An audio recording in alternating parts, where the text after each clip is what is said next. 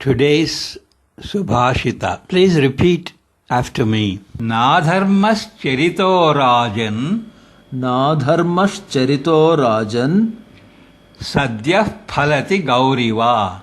Sadyah phalati gauriva. Shanairavartyamano hi. Shanairavartyamano hi. Karturmulani krintati.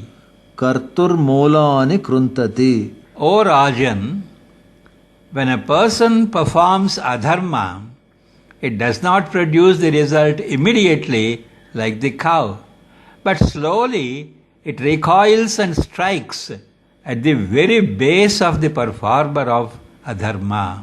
ಓ ರಾಜನೇ, ಯಾರಾದರೂ ಅಧರ್ಮವನ್ನಾಚರಿಸಿದರೆ ಅದು ಹಸುವಿನಂತೆ ಕೂಡಲೇ ಫಲವನ್ನೀಯುವುದಿಲ್ಲ.